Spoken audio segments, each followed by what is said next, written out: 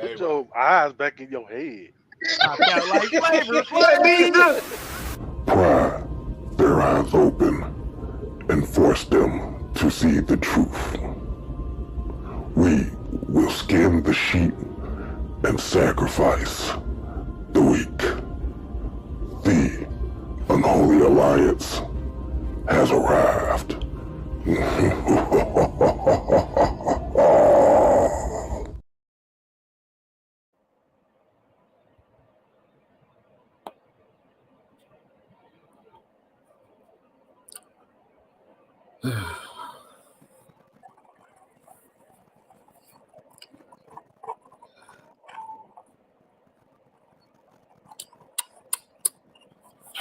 Oh boy.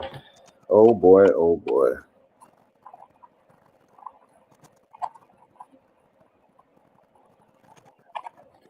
I was gonna start on a different hand, but since we have some unforeseen circumstances, I say fuck it.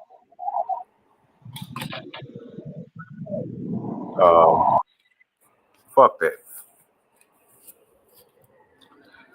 I'm gonna just get straight to the bullshit. I mean, it's a Monday night. All eyes on us. All eyes on me. All eyes on me.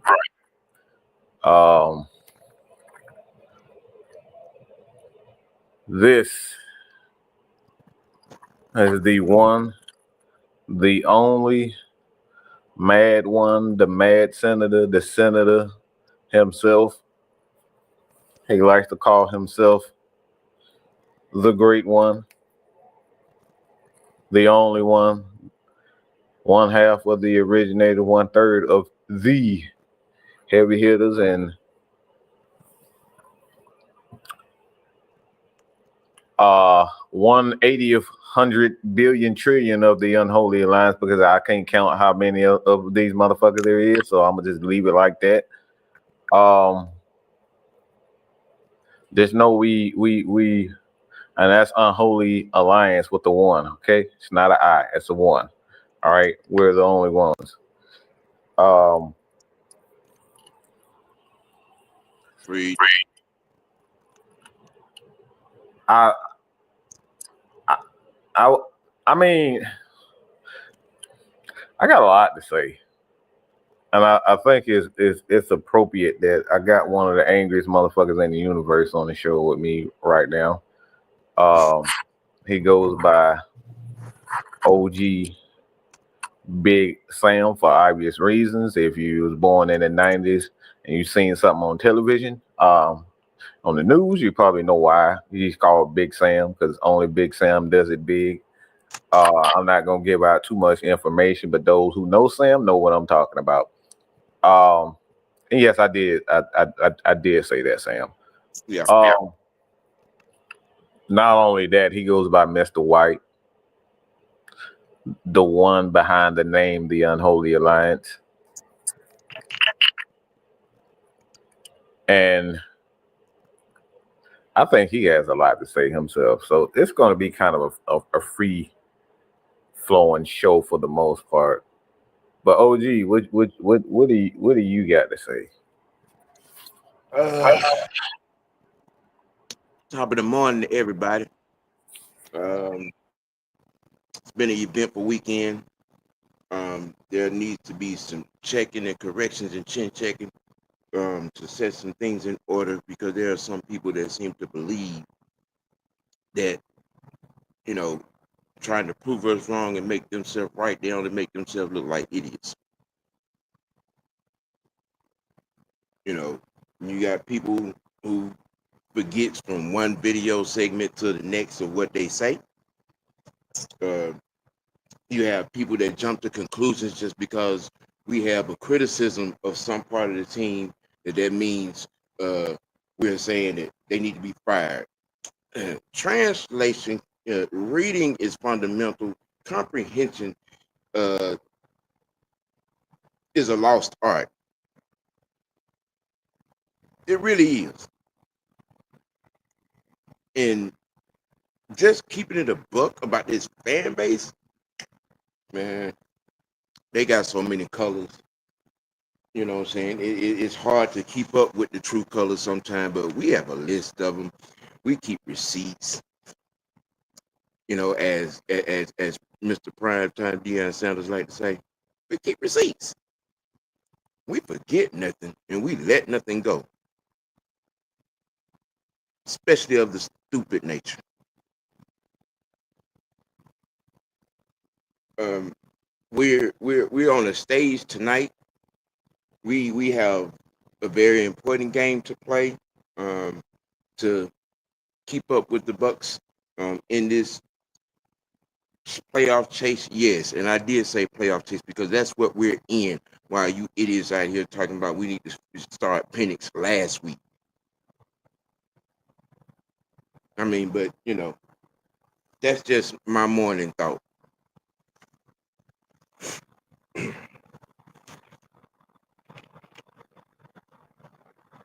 Mr. Senator. You know, where we can go from here. I'm here. I'm definitely here. And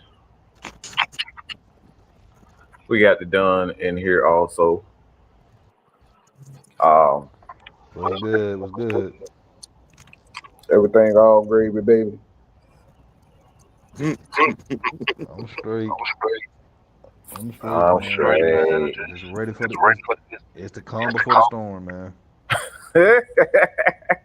It's definitely gonna be a storm.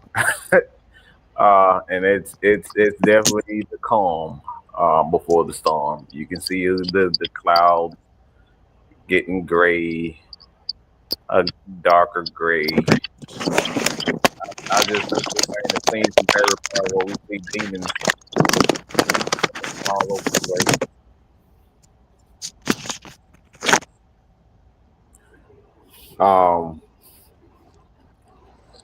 I see. I I I, I had something that I wanted to talk about, but I'm gonna scratch that because something was stated about this Atlanta Falcon team being in the middle of a playoff hunt. And this is a question that I have right now. Um, I'm just gonna be real, man. I'm looking at this Bucks team, and I take a look at my team. When you look at the Bucks and you look at the Atlanta Falcons,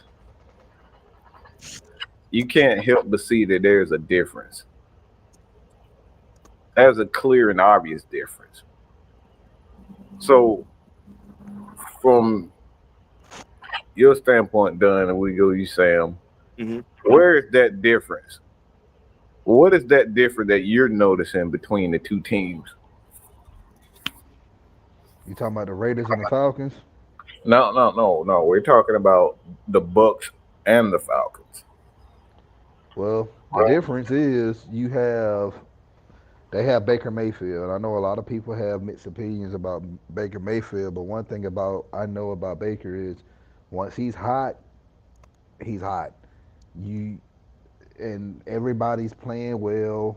The defense is actually above average over there in Tampa Bay. We don't have that here in Atlanta. Our defense, I'm pretty sure, is like at the bottom of the league right now.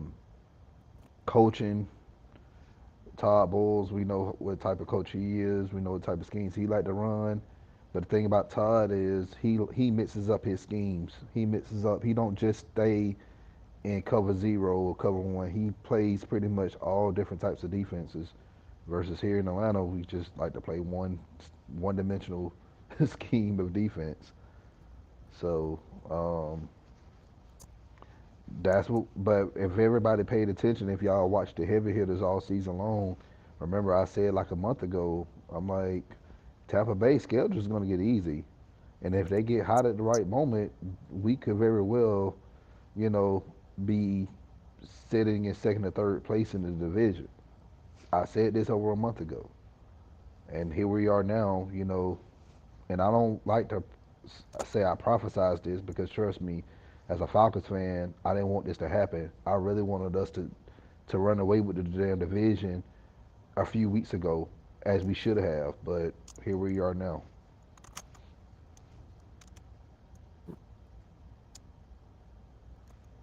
Huh. Well, Yep. the foreseeable difference to me in this team is that Tampa has managed to win games um, that they should, and you know what I'm saying, and win the tougher games. They've beaten the people they supposed to beat. What we were doing at one point, um, and they've come out and won the games against playoff teams or bigger teams or better teams, if you will. Um, they've stood on business on their mission. That's the difference between them and us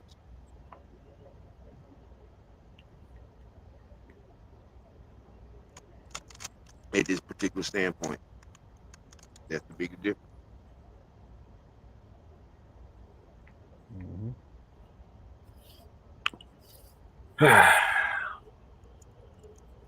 Well, based on what you guys like, I see a lot of comments. Quarterback and the chemistry. Um, it all starts with the quarterback. The whole team feels off. Um, we hear this comment. Um, for me, man, I don't see a confidence. Like, fuck that chemistry bullshit. Like, that's subjective to each side of the ball. I just don't see a team that actually believes the shit that they're saying. That's what I'm looking at the Atlanta Falcons. They don't believe the bullshit they're saying, because if it was, it would be consistent. On nothing on each side of the ball, whether it's special teams, offense or defense. They're not believing the bullshit that they keep stating. That's where I draw the line. Um, you look at, for instance, and I say this, I'm gonna take it to the college game, and I'm gonna ask Don this question: what is Michigan football all about? Running the football down motherfuckers' throats and playing solid defense up front. Their front seven has always been dominating against their opponents. That's been the thing. That's been Michigan football since I can go all the way back to Bo Schembechler back in the '70s, and it's still to this day. I remember we brought in Rich Rodriguez in 2008, and we went away from that style.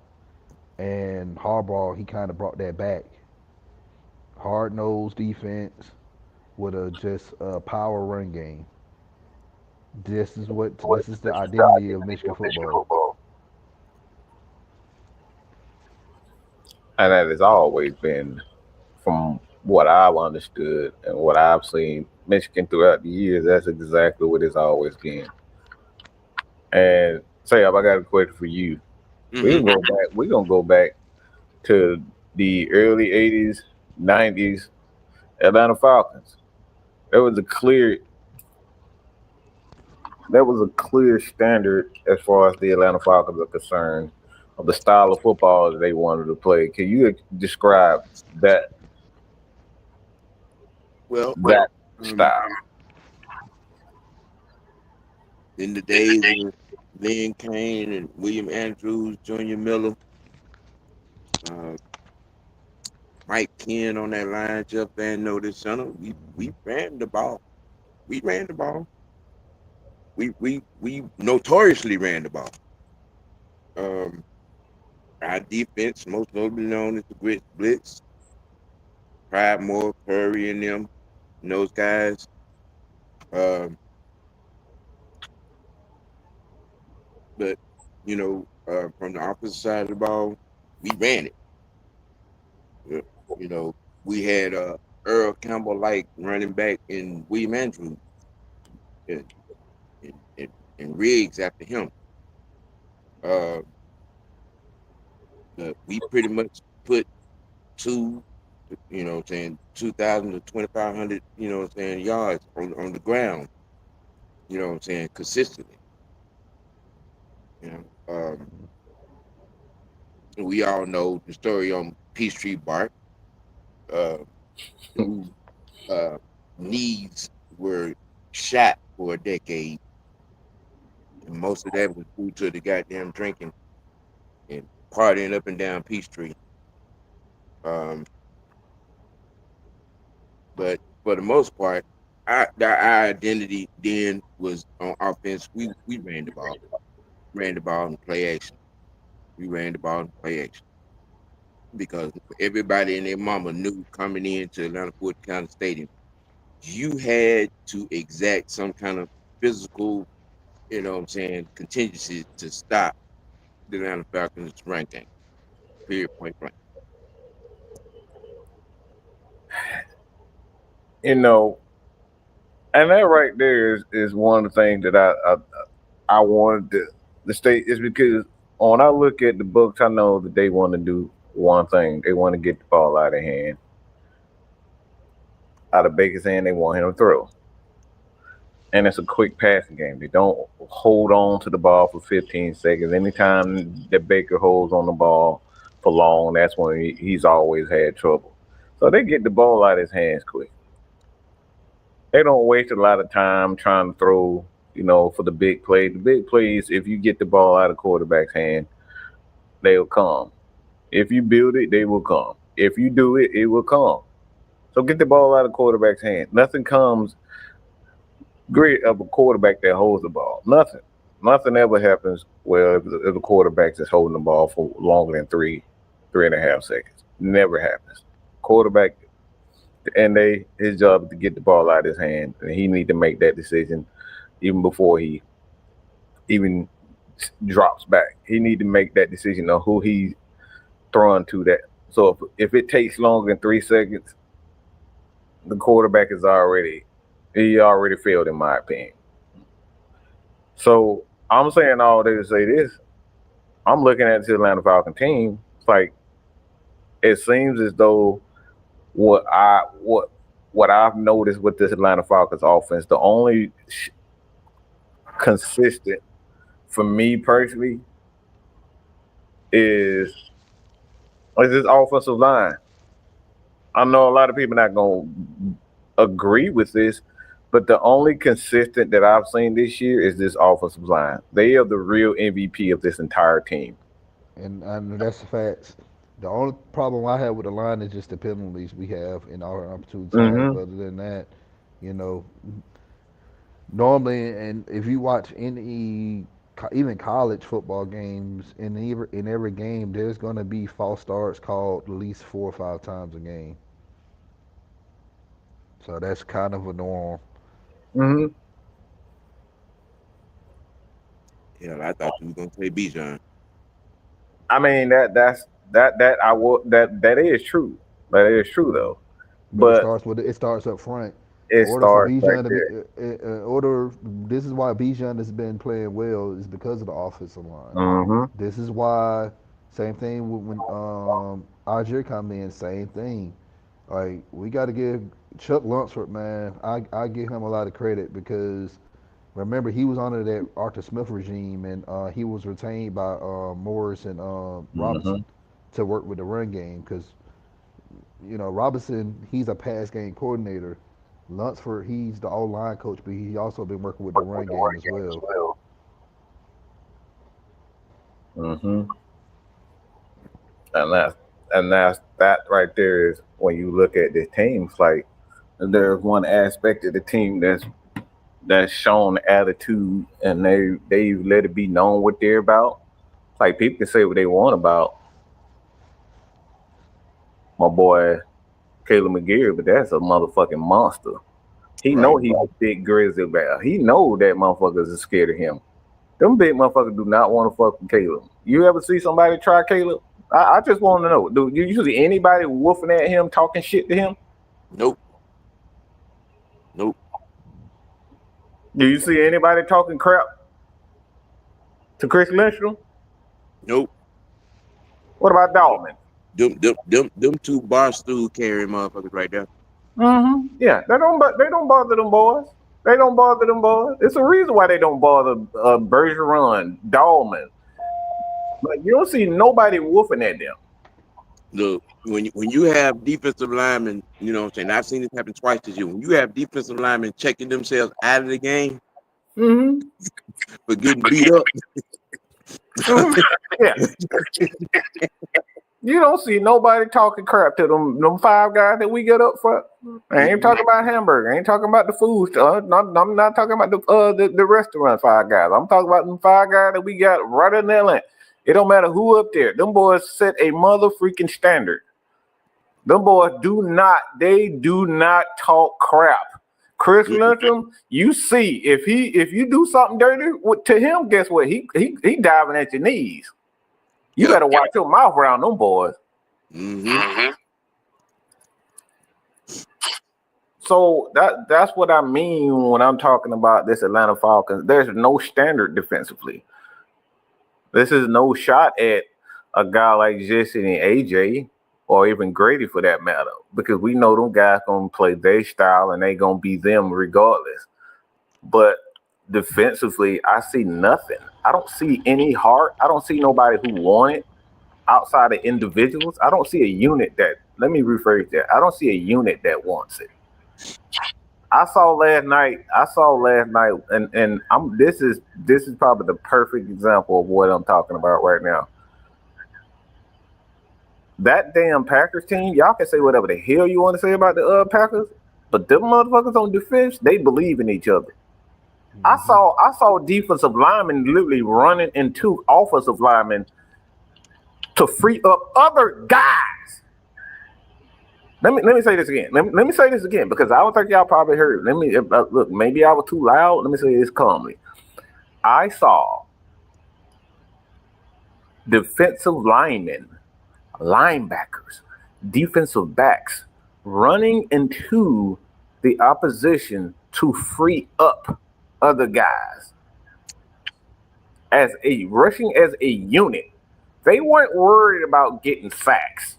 They knew if they do their job, they would get sacks and they would get a stop. I don't see that with the Atlanta Falcons. I see guys running as individuals. They're rushing the passer as individuals. You know why? And I've been saying this for years. We do not have a true. We don't have space eaters on this line. We don't. Yeah, we got Kentavious Street and we got Goldman, but Goldman, let's be real. Goldman he's way beyond his prime, man. Like we need fresh, big, meaty guys up front that can eat up 2, 3 tackles, 2, 3 blocks. Like you got to get guys like that, man. And the Falcons don't have that, which is why, like, you got Grady Omenyata. Like, those guys are small. Those guys are trying to get to the quarterback. Those guys ain't worried about picking up 2 or 3 blockers. They trying to get in the backfield and get a sack or stop the run. This is why when you build your defense, you got to be very strategic of who you have on your roster. Like, okay, this guy, I know he can win one-on-ones. This guy right here, this dude is 6'7", 350 pounds. I know he's not going to get in the backfield and make plays. I know he's not going to be on the stat sheet, but I know if I can put him next to my guy that's going to win his one-on-ones, I know this guy can eat up a few blocks. And guess what? Behind him, you got Troy Anderson, you have Caden Ellis. Those guys can finally get in the backfield and make a play behind the line of scrimmage. Just saying. This is how you build your roster as a defensive coordinator or as a head coach who has a defensive mind like a Raheem Morris. And that's what I raised my questions like, do he really understand personnel well? And that's when he had his own teams, he fumbled. He fumbled in Tampa Bay, and he's fumbling now with not understanding the different roles and the different guys that you need on your roster. And I want to address the idea that this is a Falcons issue. This isn't just a Falcon. This is a league issue as far as I'm concerned. I see multiple teams, so this is not just the Falcons. Some of the best teams in the NFL, they play as a unit. The Packers are one of those teams. This is why the 49ers with Lynch as the president, he understands this. Um, the Chiefs as a unit, they don't have individual guys over there. That's why they can. It doesn't matter who is on that field. They've lost as many DBs that we have on our roster. Hmm. Okay, but they still playing up to a standard. So that has nothing to do with whether or not like this is like whether it's chemistry. The thing is it's believing in that particular system, and this is where it starts with the coach, and that's why I say it's like this isn't one of these issues where you know the Atlanta Falcons. Um, I don't think the organization is an issue. I think you just don't have good coaches. Like it's a lot of times we look at things and we think drafting a guy is an issue and a guy not developing it is an issue. It just comes down to the coach's ability to teach the game properly. Some coaches they're best at developing edge rushers and that's it. And you can see that when it comes down to certain aspects of teams. For But this example, is why. I'm sorry. Go ahead. if you just look at, it's like right now, you look at even the Rams. The Rams are they focus on certain style of defensive linemen. So their defensive guys are like they're they're they're there just to develop defensive tackles and three ticks. But what most teams like the Packers, I mean, you can look at the history of the Ravens also. I mean, as much as people may disagree with this, but even the Raiders have a certain style of defensive linemen, and they always churning out good defensive linemen also. So they have coaches that are good, and the Raiders have never had really issues on the defense side of the ball. I mean, we saw Charles Wilson on that damn team. Like they've always had a history of defense. So the thing is, you get the good coaches there, you're gonna get good results. And I don't think the Falcons have good coaching. Anytime you see there's no clear identity on the defensive side of the ball, that right there is a direct sign of there being that the coach is not really that great.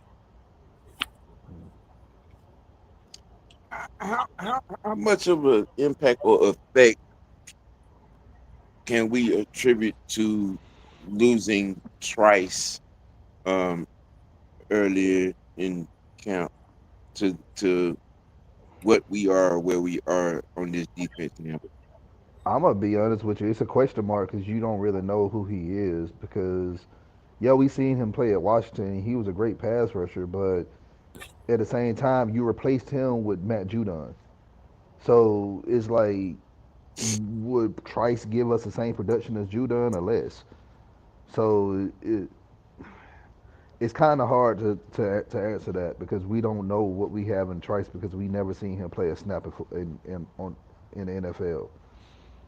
But Okay. going back to what Mike said, you know, the organization has to have some type of accountability, in my opinion, because when you choosing coaches, you got to understand football. And I really feel like, and then this is not talking about the GM because the GMs normally don't choose the head coaches. They just work with the logistics of transactions and draft picks and scouting and all that. But like guys like Rich McKay, and we know Rich McKay does come from a good pedigree, because his dad coached at USC and he was also the Buccaneers head coach back in the '70s and '80s. But we really need to start having guys in that office that understands football. And I remember, and Matt, Mike, you can kind of remember what I said back in 2020. I was all in favor of the Falcons bringing in a guy like Tony Dungy, Bill Cowher as president of football operations. You need guys like that who understand, who been there, won multiple Super Bowls, or been to multiple Super Bowls, for us to build that type of culture here in Atlanta.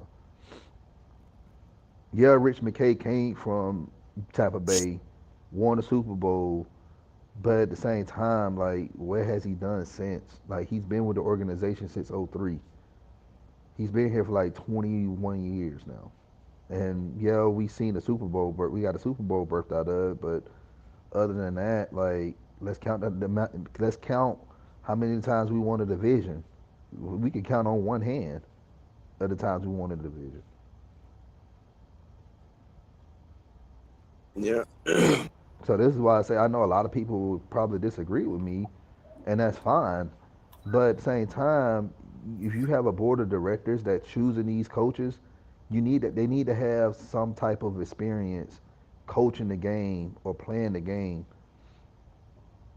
And I don't think we have people like the Greg Beatles. Like, I don't even think, have he ever played football before? We got a lot of businessmen on in the office.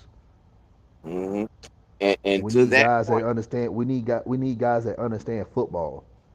now Don, you made a valid point now, right there, with businessmen being up there, because this whole notion that Tampa knows the reason why we didn't hire Bill Belichick. No, it was the guys over him that convinced Hmm. Blank not to hire Bill Belichick. Yep. The Rex Okay. Ryans And the and Rex yeah, Rams of the world. the Jim Harbaughs. We passed over all of those guys just to Yeah, get because Raheem those Morris. But old businessmen, you know what I'm saying, don't like guys that, have their own mind. hmm Which brings me to a question. I'm glad LT came in because I have a question for everybody. We're gonna start with LT. Sam. hmm So this is something that I talked about also. Me and Kev had this conversation. Which bring, I think he was in there too, Sam. But this brings to mind for me personally that do we really have executives, the Rich McKay, the Greg Beatles, that are sitting next to him that are taking advantage of a guy that's not a football guy? Because we do know for sure that these football guys, because we've seen it even with Rex Ryan, where guys have just clearly stated their, like, they clearly came in and say, all right, because I didn't like his daddy, I'm not gonna give him a shot. Hmm. You know what I'm saying? It's stuff like that. I don't like your daddy, so I'm not gonna give you even though Rick's everywhere he's been, he's done nothing but build great defenses. hmm Everywhere he's been. yeah, but Everywhere he's been. John McKay didn't like. Hold on. Let me get the question because you can go right after this. So, do you think that the Greg Beatles and the Rich McKay really are taking advantage of a guy like Arthur Smith who understands the game? I'm not saying that he doesn't understand the game because he clearly understands the game. All right, he was a minority owner for years before he became the majority owner. So, do you guys think there's the Greg Beatles of the world that is sitting next to Rich McKay? The Rich McKay, the Greg Beatles are sitting next to Arthur Blank and telling him things, um, not to go with this guy because they know if they bring in a football guy, a real football guy that knows the game, like a Rex Ryan, that's not going to buy into the bullshit that they selling. I think there's some collusion in it because, like I was trying to say, McKay, his dad, John McKay and Buddy Ryan, they did not like each other at all. Right. They didn't. See, I They did didn't not know. like each other at I all. did not know that. That makes sense. Exactly. Yes. Yes. Well, that make a lot of sense. Because remember the Buccaneers. They used to be in the NFC. They used to be in the NFC Central, and they was in the same division with the Bears. Yep. They didn't like each other. All right. And now you go to great with the situation with that's why we didn't hire Rex Ryan those two times. It's because they're manipulating how they feel or who they want as the head coach or the GM. Like with Beatles, I don't. And I'll say Beatles been with the organization for a long time as well. And my thing is when they put him into the president role, and I'm like, this man don't really know much about football like that. And also we got to take into account as well. Rich McKay, y'all know what board? Y'all know it because you know you got different committees in the NFL. Y'all know the Rooney Rule. You guys know who heads up that department, that committee? It's Rich Yep. McKay. And I'm Mm-hmm. not saying that, because some people, oh, you didn't want a black coach. And I'm like, well, if I had to choose my black coach for this team, it would have been Brian Flores. But that's just me. Somebody will actually, you know. Exactly. From the Belichick tree who actually knows defense and actually showed results in the past. All right, LT, what you Uh, now what I didn't know, what Don said, was that the McKays and the Ryans got issues with each other. So now that draws to the conclusion why we didn't bring in a Rex Ryan. Long As far time. as them, as far as like a collusion, I mean, at this point, it seems that way. I mean, I can't really say for sure, but when it's all said and done, like we as an organization and as a fan base, we're starving for a championship. Yet you have guys who's letting emotions take place of having a winning organization. No, I don't want you to bring in this guy because we had some past issues.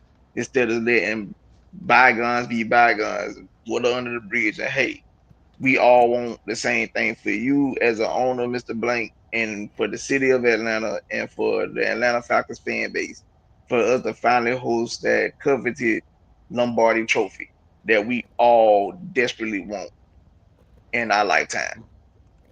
So, like, we have to get to a point where we got to look at things like, all right, are we going to allow personal issues keeps us from a Lombardi, or may I say, do we have to get rid of these guys and get guys in, or at least not get them away from the organization, but get them out of the power that they are sitting on to get football knowledge people in the business for us to get the type of coaches that we need in order for us to excel as an organization. Because I know all of us on this panel, everybody in this chat, and every Falcon fan everywhere is all tired of sitting here thinking about next year or the year after or whatever. We all tired of that.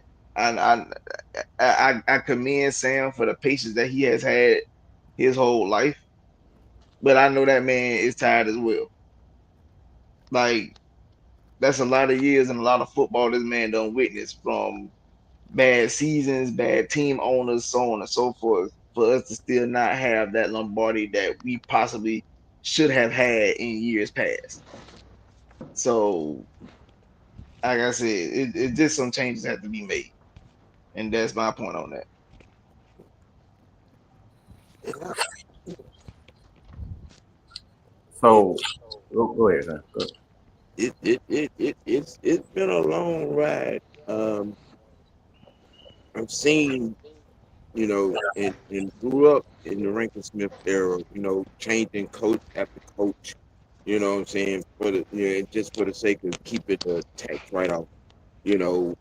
Um we all know the 2016 story. We all know the 98 story. And Mike, you remember this conversation out at the Chateau Bar with our, very good friend who said that there are some higher ups that have been keeping former great players at bay from this organization. Mm, Um, you know what I yeah. mean? Co- Collusion, maybe.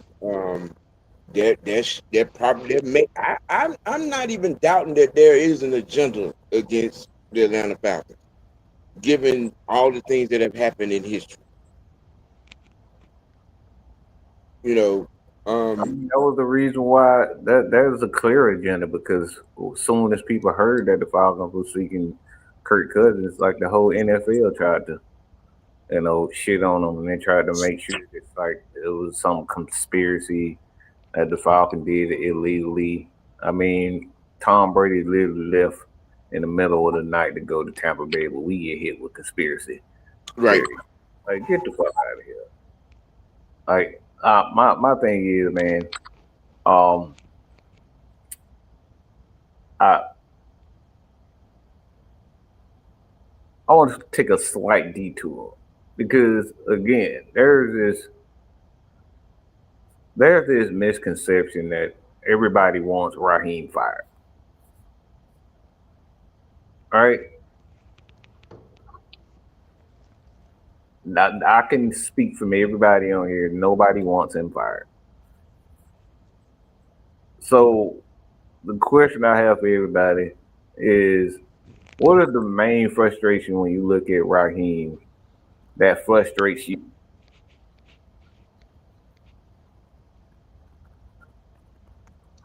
Well, for me, um, I've said this early in the season that I was seeing issues that reminded me of his stint here while under Dan Quinn. And when I was looking at it at the time, Falcons was finding ways to win games. So I really couldn't, express on those issues. But I was saying to myself, like, I'm hoping change will come. And I'm hoping, like, as a coach, you and your coaching staff are seeing those issues and can make those changes. But they never did until they finally got to a point where now the issues that I was having issues with early in the season are the reasons why we lost the last 4 games. And that's where my problem come in at, because now it's a ego issue, with one of the reasons why Dan Quinn lost his job, as well as Arthur Phillips lost his job. Your ego is getting in the way of a winning team. And granted, be that as it may, we've been hearing from, we've been saying ourselves, we've been hearing from the media that the Falcons were, maybe a player or two away from being a playoff team. When you saw this team constructed before the season kicked off, it literally looked like a playoff team. And now here we are, possibly on the verge of missing the postseason to the team that we are this swept. So, like, that's where my issues are coming in at. Like, the stuff that I saw you do when you was our interim head coach in 2020, you're still doing in 2024. So that means you learned nothing while you was gone.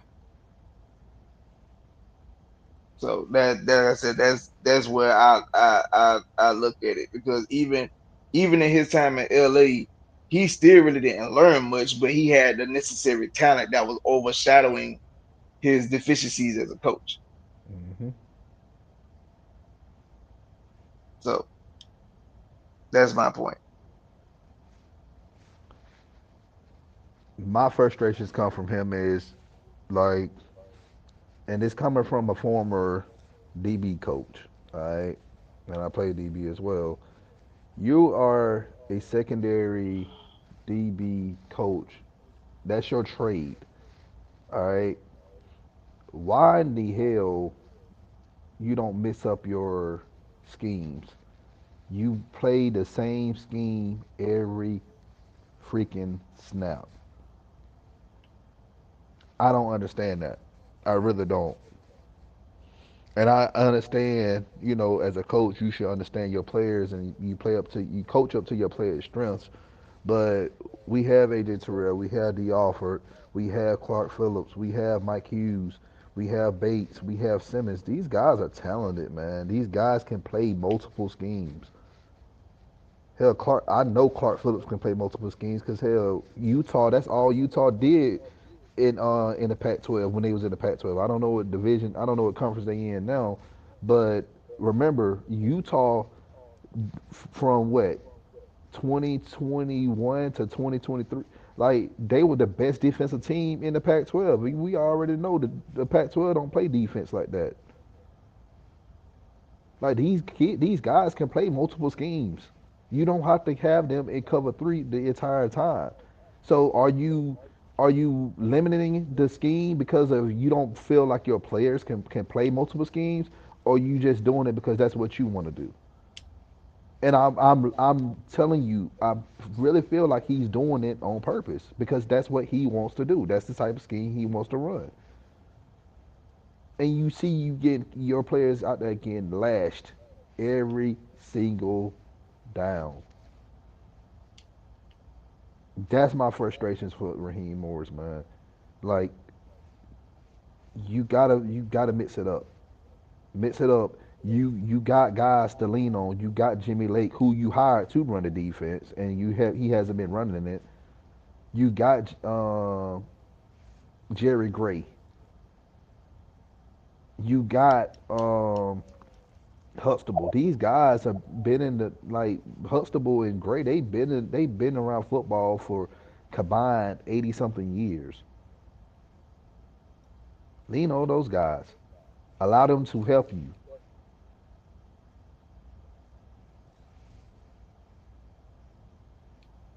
Sam.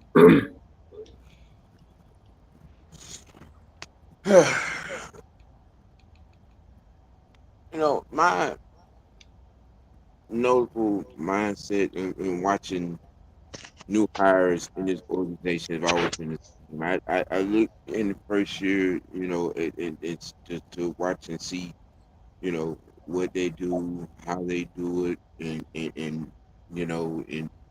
in our situation. Um, no, I'm not turning a blind eye to anything. I'm seeing the same thing that everybody else is seeing. Um, and I can't say that this is would this be something that he's doing on purpose, because it's hard for me to actually think that someone would want to sabotage themselves in doing something that is taking the team downhill. I'm watching this season, and my what I've been watching is just a sense of deja vu, and I'm looking back at 2015, and I'm watching this year, and it's like watching a movie, a sequel to a movie. You know, um, I just think that he just have to he just have to do better, man. You know, at leading this team.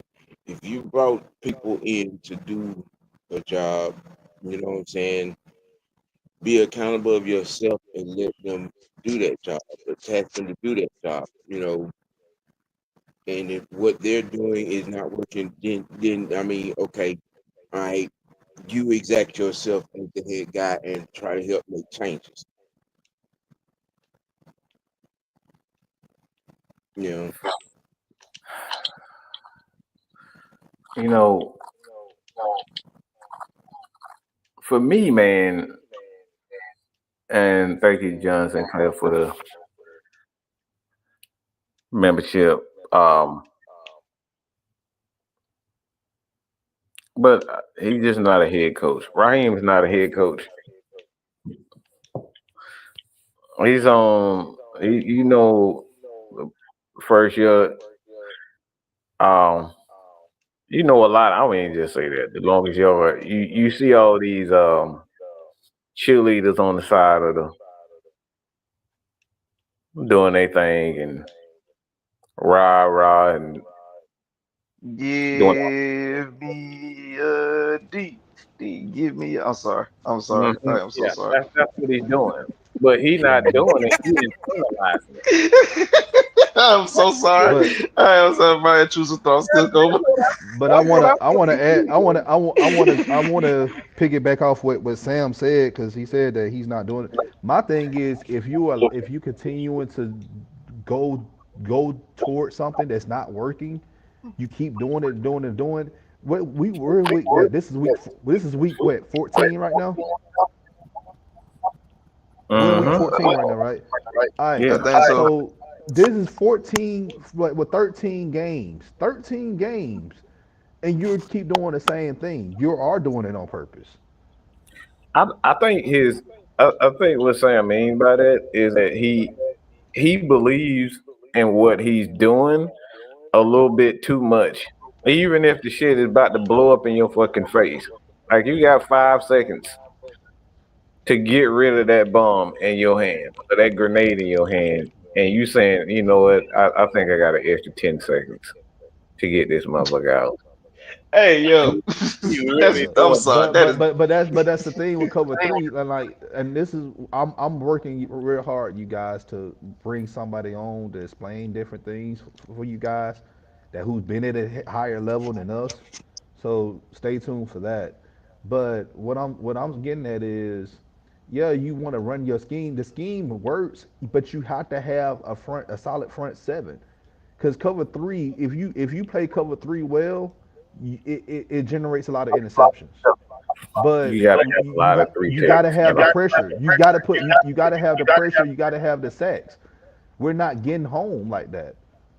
Mm-mm.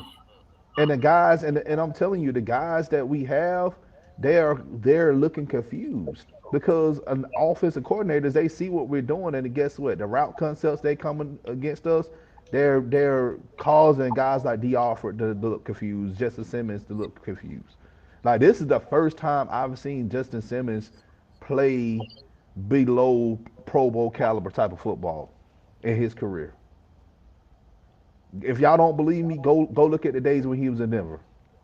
He don't know. He don't know from snap to snap. He can't be aggressive. That's the whole point. Yeah, He can't be you can't aggressive. because cover three is not a. If you play it as a DB and you playing cover three, you cannot be aggressive. Your job is to cover a portion of the field, and if a route comes in your area, you are to either guard the guy or if you think you can jump the route and pick it off. Those are your two options. Mm-hmm. But sometimes what happens if two players come in your zone, so you got to figure out which one to get. That's where it causes a lot of confusion at. Yeah, because a perfect example on last week, um, in that short yardage touchdown, um, on that out route at the 5 yard line, where D offer was I saw it and he was I think he was expecting AJ to stay with Jefferson going outside, and he stayed there like he was going to take the man that was going inside, and AJ kept with old boy going left across the middle, and he gets burned outside at the pylon. It's stuff like that. You can't unless with. See, the thing is, isn't the cover three. Let's go back to what Don was saying. The cover three is not the problem. The problem is you keep playing that same shit every fucking down. You got to mix it up. You can't continue to play the same coverage over and over, give the team the same look. Oh, eventually they're going to figure it out. But another thing, he has this false sense of trust in his players. Even when your scheme is bullshit, they gonna make a play. Like that's fucking Looney Tunes. You give me a fucking $1 bill and saying, "All right, go buy me some Dom Perignon." Bitch, I need more than a damn dollar. Bro, listen. And what he did one hold time, up. was he flipped he moved some of the DBs around to disguise like he's not running the same scheme, bro. I already know you running the fucking same scheme, It's the bro. same thing. It's the same thing. Well, now he ain't he moved Clark Phillips over this side. I'm like, bro, it's still cover three. It's still the same thing. And like last Who game, argued that? somebody that I look, it's nobody. It wasn't even an argument because I said what I need to say. He needs to say. He said what he had to say, and I'm like, Boy, whatever, I wish y'all could have seen my face right now bruh. because somebody But really argued. Go ahead, bro. yeah, Go but ahead. but like last game, I was so upset that why the defense didn't have Clark Phillips on Addison. I'm like, bro, y'all don't know who y'all have on y'all team. Clark Phillips shut Addison down in that Pac-12 championship game a couple of years ago. But again, I'm just a 37-year-old teacher that don't really know that I guess I don't know. Do we not know that we have a bunch of guys playing cornerback that can man up? Have we not noticed that anytime we man up, the front gets home, or either we get a turnover. Every No, time we man up. AJ Terrell on this team is a reincarnate Robert Alford. AJ has actually been playing well. Like it's nothing No, here. I'm saying that as a joke. Like that's how they treat him. Like for me personally, I don't know why he wasn't matched up against Justin Jefferson all game last week. I mean, it made sense, but the thing is, you play it. See, the problem with that one, it wasn't AJ Terrell being able to match up because you can still hide Jefferson. So AJ traveling on him is not gonna make a difference.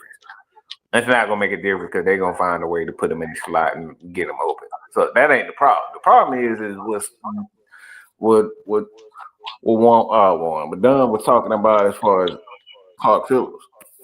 You need to have him traveling.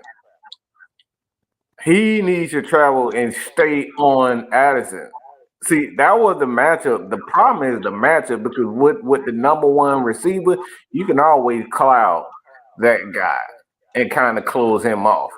But the guy, the second and the third receivers are the one that caused all the issues. And because you just kept checking it down, getting 10 yards, 10 yards, 10 yards here. You know what I'm saying? That right there is where the problem lies. They want AJ to travel, but everybody else is getting open. Everybody getting open.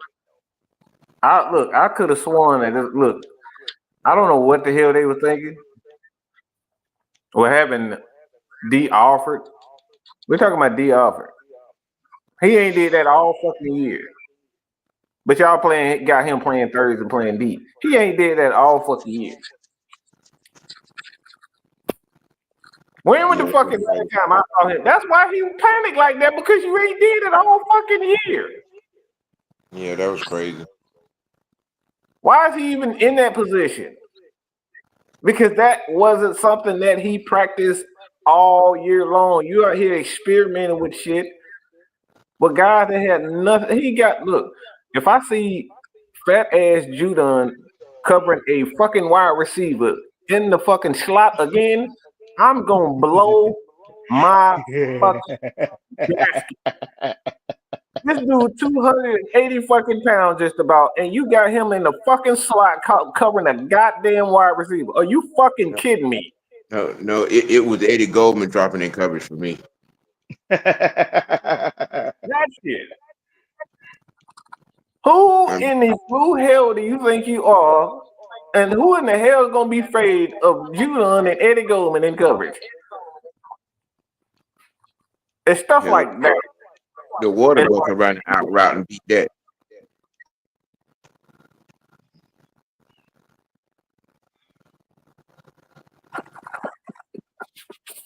I ain't gonna lie. Funny, LT. I already got there, man. That shit ain't funny, motherfucker.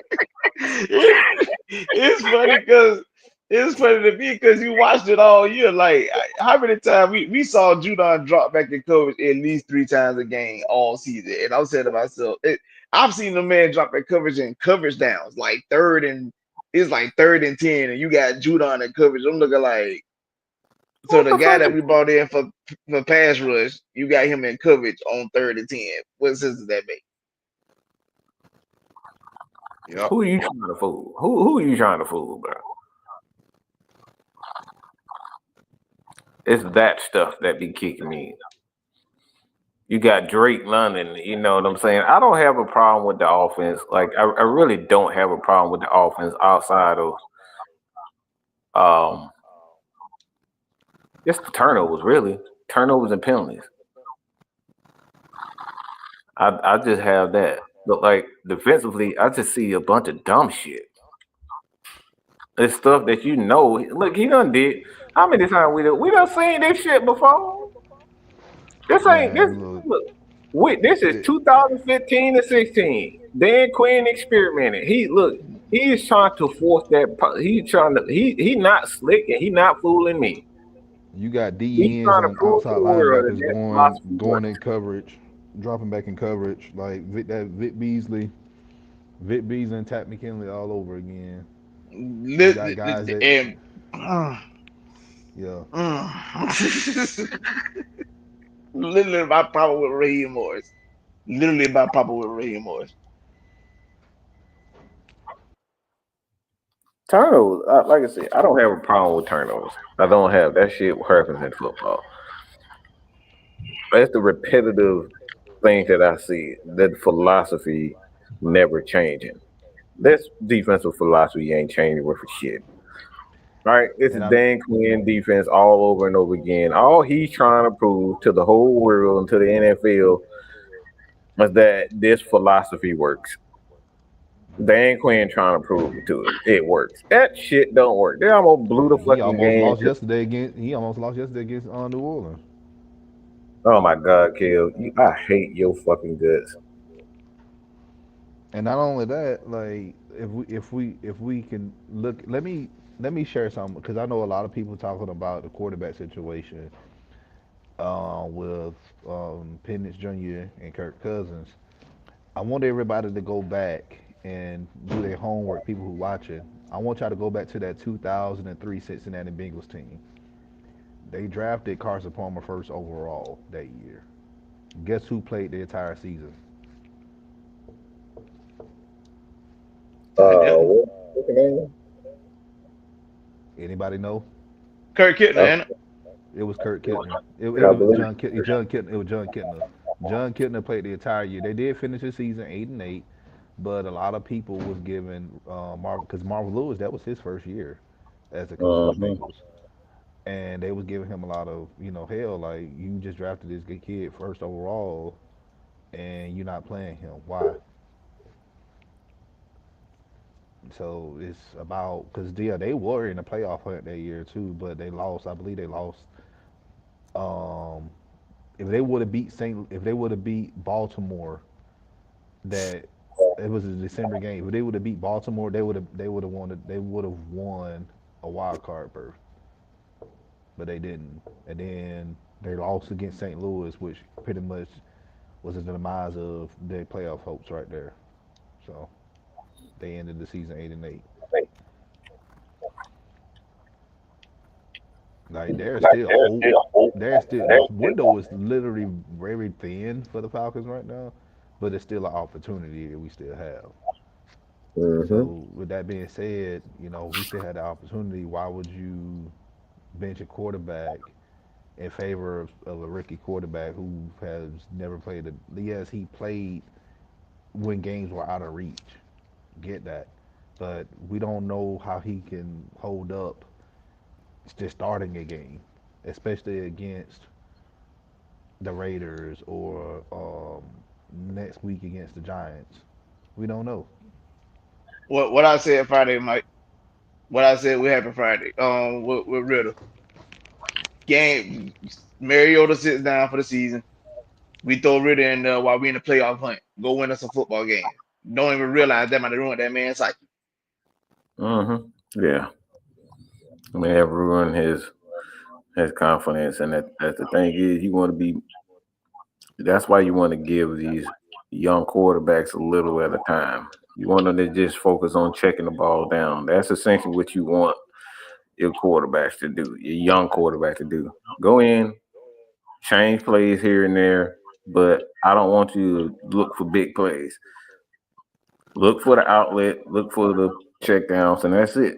Get these guys confidence. And once their confidence gets up, that's when you give him a little bit more. But you want to give him a little bit at a time. You don't want to just throw him in there. That's why it's essential for you to have a running game to kind of help the quarterback gain confidence. And once his confidence is there, now you start to see his real talent come, and that's what the Falcons did with Vic. They did the same thing with Matt Ryan. I actually saw it with even Brett Favre. If you watch the Packers when he got there, they just gave him a little bit. They gave him a little bit at a time. But like you just don't throw guys out there just because you want to see. Well, he can't be no worse than it. Yeah, he actually can be a lot worse because I've seen. If you go back and look at that national championship game against Michigan, I thought Mike Penix was going. I thought he was going to die. I thought he was going to die. They were destroying that. That's why I said when he's under pressure, he just throws the ball up. And there was and that pick he threw to Michael Sanders right there. I'm like, yeah, that should have never been thrown. That should have never been thrown. And it was underthrown too. Like nobody, only person that was right there in that area was Michael Sanders. So you don't want to do that. Those are the things that you don't want to do when it comes down to like the young quarterback to just throw him in there. You always want to have, and this is why, like for me, I think he's holding this franchise back, personally, Raheem, and he's holding like he don't realize, and I hope the Atlanta Falcons understand this, but he's holding this franchise back by not building this defense properly. Because if you don't have a defense, guess who's gonna have to wait? Nobody think he's gonna have to wait. If you don't have a defense and you don't have a run, because there's no guarantee that we're gonna keep Tyler Algier the last two years or so. He got one more year on it. There ain't no guarantee we're gonna keep him. You just answered this other part of the segment I was gonna bring up. Marvin Lewis. This is why Marvin Lewis didn't start Carson Palmer his first year, because he wanted to bring that Raven style defense to Cincinnati, and he knew it was going to take more than a year for him to install that. So why start a guy? Why put your new franchise quarterback in if you don't have everything figured out on your team yet? So yeah, that right there is why you want to be patient. You know what I'm saying? It's like figure things out defensively. And like I said, for me personally, I have no clue what this defense is. I don't have a fucking clue what they want to do because they're not doing any of the shit they said they was gonna do. They're doing nothing. It's just like what Dan Quinn said, he wanted to be fast and physical, and we ain't seen none of that his whole time here in Atlanta. This is the reason why I keep bringing up 2015. The offense, I think, Matt struggled with that, and then here comes year 2, and then we draft a lot of we drafted defensively pretty well, and the team takes off unexpectedly to a Super Bowl trip. But they already had the system in place. That's why it was so bad for Kyle Shanahan. Because he had a system in place. The thing is, we saw it, but it didn't work. He was trying to iron out the kinks with Matt Ryan. So the system wasn't the problem. We knew what he was going to do. He knew what he was going to do, and he was doing that. Even when it came down to manipulating the wide receivers. Obviously, we know what that happened with White, but he had the system in place, but we knew what he was going to do. I don't know what the fuck we are defensively. I don't know if we cover 2, cover 3, because motherfucker, all we doing is sitting back and 15 yards away from people. I know when we do it, when we get aggressive, how we look, but we rarely aggressive like that. It reminds me of you playing somebody online, right? Y'all seen that meme? Somebody just sitting back, laying back. And then you down 3 touchdowns, and then now you want to play aggressive. Now you leaning in the chair, like facing the TV. Yeah. That's our coaching staff right there. Y'all want to be lax going in the game, and then when we get down 3 scores, now you want to get serious. And I'm like, bro, like you playing a dangerous game. I have no clue what we want to do defensively. Like I said, offense, it's clear that we want Bijan Robinson to be the guy. It's clear that we want that. It's no mistake about what we are offensively. A lot of us don't want to accept it, but that's clearly what we want. We want to run the damn ball. We want to use talent. We want to use Bijan. We've seen that. I know what we want to be offensively, but I have no clue what I don't know what we. I don't know who we gonna play from game to game. I saw, and this is what drove me fucking insane. I saw David Onyemata sitting on the damn bench and take on Graham in the first quarter. Like, why the hell you got one of your best defensive linemen on the bench and you starting to take on Graham? What the fuck has he ever done? And the only reason why David Onyemata is getting reps right now and playing a lot better because Taquan Graham hurt. Like, this is the shit I'm talking about. This motherfucker, Raheem, look, I don't know what he's doing, but for me, I'm gonna say this. I think he's sabotaging this dude defensive guy. I think he's sabotaging Jerry Gray. I'm gonna be real. I think he's sabotaging Jerry Gray. You talking about Jimmy Lake or Jerry Gray? Which one? Jerry Gray.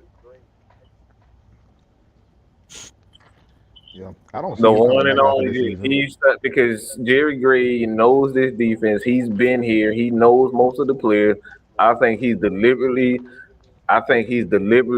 ignoring everything because we ain't doing shit that Jerry Gray even knew. We ain't doing shit that Jimmy Lake like. He's sabotaging somebody on that defense. I'm telling y'all. He's sabotaging everybody because everybody's defensive schemes that we have on this team, it doesn't look like that on the field. Mm-hmm. It don't.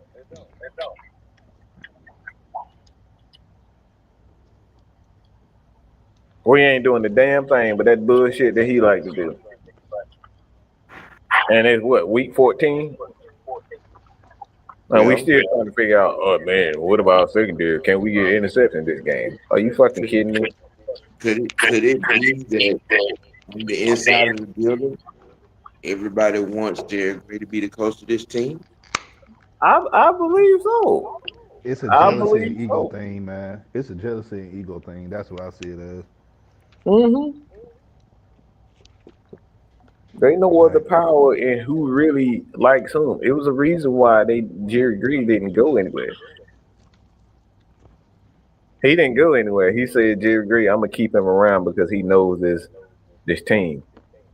He didn't say he was a brilliant mind. He said he knows his team, and it's gonna be an easier transition for me. He might have been told he had to keep him and feel some kind of way about this shit.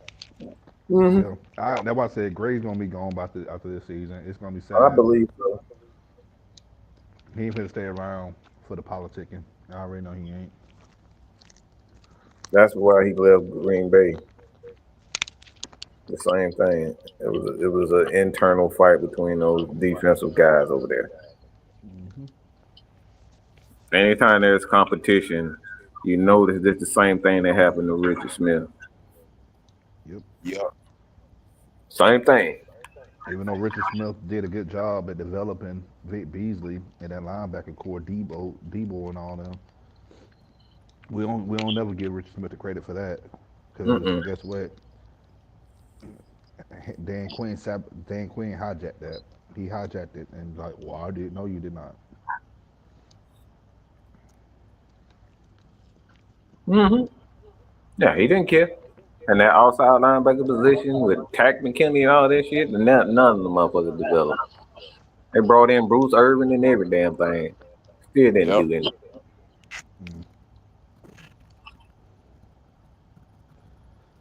So these guys in their egos. I mean, we kind of knew that.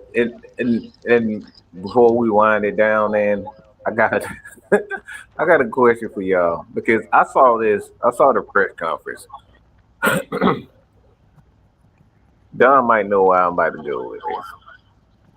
And this motherfucker Jimmy Lake had a mitigated gall, LT. A mitigated gall to say that he's not worried about Desmond fucking Ridder. Now, I'm talking about Jimmy Lake. He said, yeah, Aiden O'Connell is the guy, but, you know, we know who Desmond Ridder is, and I'm not really, you know. Not those exact words, but he's not really too, you know, he's not too worried about this. See, this is the shit that I'm talking about. These egotistical fuck faces ain't did shit, but you got this much. How the fuck do you have the nerve to say this about Desmond Ridder after the shit that you give it up this year to guys? We talking about young quarterbacks have just destroyed y'all defense. And you got the nerve to sit up here and try to say that you not worried about Desmond Ridder? What the fuck have you done this year to say, all right, I'm not worried about anybody? So you think these guys are way too confident, or just their egos, man? Their egos won't let them. Confidence comes with results, though. So it's ego. You can be confident about something. You can be confident. That's the thing. Confident. You can be confident because you've been there before. You've done it before, and clearly, our guys haven't. So it's more ego or arrogance. That's what I said. It's more arrogance than anything.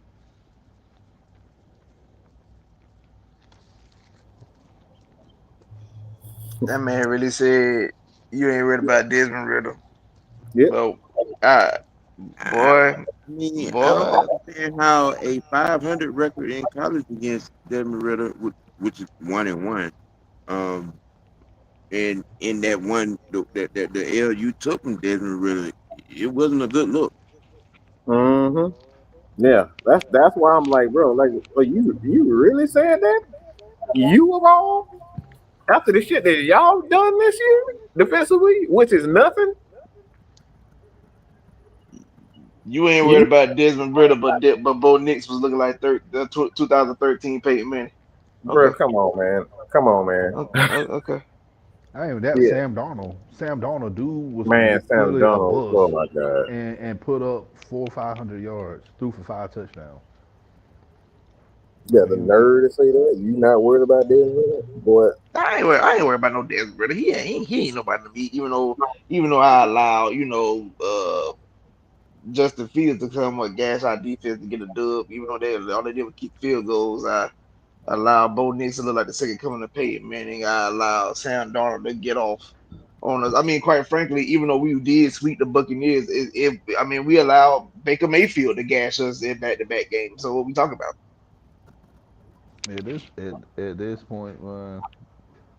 at this point, let's be honest. It could be Felipe Franks starting against us, and Oh my I'm gonna god. take him Don't very do that. seriously. Don't do that. But I'm just saying, like, Don't, that's the don't do thing. It's the arrogance, man. Like, As you funny don't as need to I take am, nobody you lightly. wildin'. You wildin'. I ain't gonna lie to you. As that. funny Don't as Man, I am, I'm a joke, but you wildin' for that one. Felipe Franks, really. You right. wildin', son. That right. but that what I'm saying is we taking people lightly, and then they coming out there and being our ass. We don't need to be taking nobody lightly right now. Every person we play against is a crucial opponent. What I will say is this. Uh, you can't come out and saying that you're not worried about Desmond Ridder when you allow like a guy like Marquez Valdez Scantling to score not only one but two touchdowns and have over 130 yards against your defense. A guy that pretty much been irrelevant all year. If I'm not mistaken, he had just signed with the Saints when that took place. So the for you to even make that statement says a lot to me about you because you really one thing you don't underestimate your opponent. You don't do that.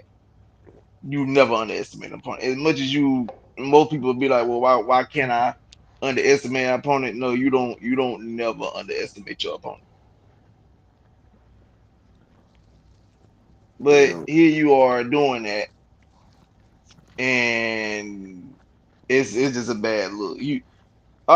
And then on top of that, you gave them bulletin board material. That's another thing you don't do. You don't give people bulletin board material. Now you got Now, bad enough this man already feels slighted how his time in Atlanta ended. But then for a guy to come in and say that, he might have been looking at that all week. He been thinking about it, dreaming about it. He can't wait for 8 o'clock tonight.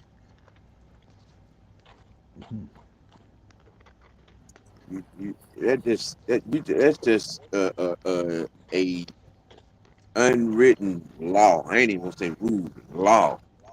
You don't give a guy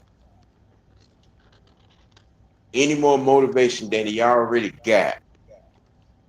Because trust and believe, Desmond Ridder, it got a salted dog taste in his mouth in this Atlanta Falcons experience. And you walk up on a microphone and just dismiss him. I mean, I know he's already been looking at, you know what I'm saying, social media and watching all this shit. The fans from this organization, it has been, you know, the done said and are saying. And here you go in lime green fluorescent skittle goddamn colors in letters on the bulletin board. All right. We know Desmond Ridder. I'm not too concerned about him. Yeah. All right. But that man gas you tonight. Mm, mm, mm. Just saying. You look They up in the going front off. court, this man got They going 200, off. 200.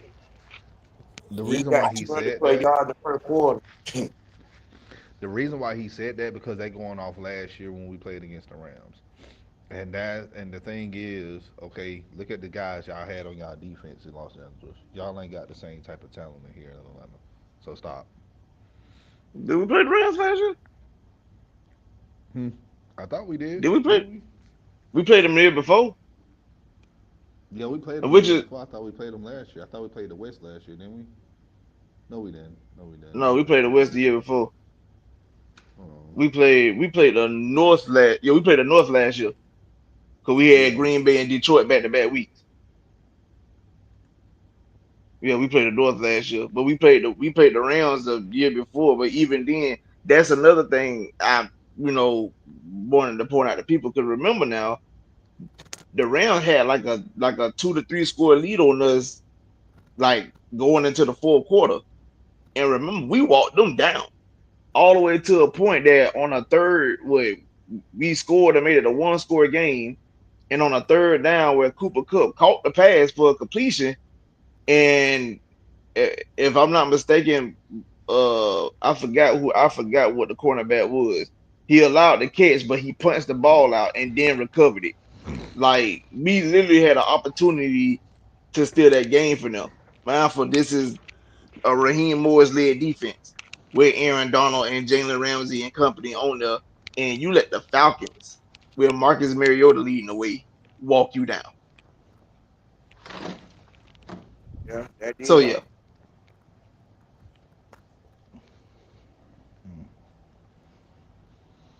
so like that, like it's stuff like that I remember in other situations is why I'm like I knew I wasn't high up on the hire, but it was the choice that was made, and I have to support this man because in order for my team to succeed, he has to succeed. And right now, he's not succeeding. That's the same bullshit that I seen before. I'm not.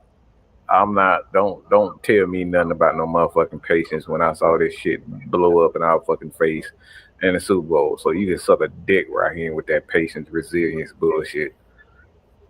I don't want to hear none of that bullshit. You doing the same exact shit over and over, playing that off ass coverage, hoping and wishing that we can get to the quarterback with 4. I done seen this before. It's another sad love song, wrecking my brain like crazy. That's what it is. All right. I wish I could put that Tony Braxton song on because I'll be singing it. Because of you. That's what the fuck we saying. Wild as hell. You can't tell me that this is not reminiscent of what we've been seeing in the entire Matt Ryan, Dan Quinn era. It's the exact same thing. We're going to throw the ball 50 times, run the ball when we're not throwing the ball well. Defensively, we want to wait on the pass rush and hope we get interceptions. Motherfucker, we've been here before. Stop fooling yourselves. Stop sitting up here talking about, man, we need to get a black man the power. We need to get a black man the choice. We gave Arthur Smith a chance. Let's give the nigger a chance. The nigger don't get a chance. Fuck that. God, he said the N word on the live. Yes. Look, if Stephen A. Smith and all motherfuckers with big podcasts can say nigga, I can too, goddamn it. True story. Just saying. Them motherfuckers be cussing up a storm on there and everybody say, Mark, man, you got a 50 round. Motherfucker, he just said, you hear what he said? He talking about ass and titties on there. He talking about sucking Marley Quinn, like rumors of him sucking her titties off. That's crazy. Yeah. Y'all don't see what Stephen A. Smith addressing rumors about allegations of Jay-Z and him and being in a that don't happen. Okay. We're gonna pretend like Mike is the only one that's foul on. Nah, I ain't say that. No, we're not saying you, but it's a lot of motherfuckers. Look, it's a lot of motherfuckers that say we the only one doing it. That's you know, we a cult. You know, we a cult over here. We're foul. Okay, we're foul. We're in voodooism and we brainwashing folks. So you know. Yeah, brainwashing without narratives. Yeah. I got a black robe with a cross on right now.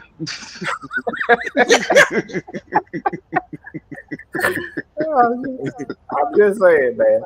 I don't care nothing about all this black and white stuff, man. I want to see an improvement defensively, and I'm not saying any improvement. Some people have turned on Raheem already. Mostly the black women that's in the Falcons commit in the Oh Falcons. God! Don't you start. They saw a picture. They saw a picture of his family. They saw a picture Oh of his my wife. God! Yeah. Oh, I thought he was married to a sister. Yeah, and then the boot that they get ready to have another baby. Oh man, they hate that. Yeah, Oh yeah. they were nice and liberal. Real quick, cause I gotta get out of here. One more again, shout out to my niece. Final performance on Saturday at Jackson State in the Benz. Uh-huh. Graduating this year. I love her. Amira Dawkins, you know what I'm saying, fulfilling her dream, getting a college degree and putting it down, you know what I'm saying, at halftime to these shows with Jackson State, you know what I'm saying, B-tones, you know. And in this game tonight, we don't need any turnovers. Defense need to show up. We need this dub to go down the line, you know what I'm saying, for the rest of the season. Now I got to get out of here. Hey man, All right, we about to OG. call it. We about to call it. We're gonna give our last takes on here, man. So appreciate Sam for joining us. Done. LT, y'all want to kind of give y'all last takes on it? Since we are playing the Raiders, and this is what the Falcons need to do in honor of the late great Al Davis, just win, baby. We need that. Boy, we need that. Man. Me, I'm just gonna sit back tonight, enjoy the game with a 12-piece lemon pepper, honey lemon pepper Oh God. as a I fries. thought we was free. Well, wishful thinking. And look, at this point, man, we just enjoy the game, you guys, and we're gonna see what the outcome gonna be like tonight. And it's either gonna be yes, or it's gonna be laughing, just complete laughing for hours or days on end. So just hope things can work out in our favor today. So that's all. And that's all I got to say about that, man. Like I said, you're gonna sit back and watch. This is a must win. There ain't no ifs, ands, or buts, and they have to do it convincingly. You can't barely win against a terrible team. This team is trying to get the number 1 pick, and you can't make this a game. It can't be a close game. You got to convincingly beat these guys. With no Max Crosby, I don't want to hear no excuses. Zero excuses for not beating them by double digits. None whatsoever. That tells you how poor of a coach he is, but he doesn't beat this team by double digits with your third string quarterback in. You know what I'm saying? Like, I don't want to hear none of that nonsense. All right, he bets to convincingly beat this team. There's no reason why we shouldn't beat this team by more than 2 scores. All right, needs to be 2 scores, and that's it. So with that being said, man, this has been another episode of Mad Mike in the Morning. That's all I got to say about that. The Atlanta Falcons Raider Monday night.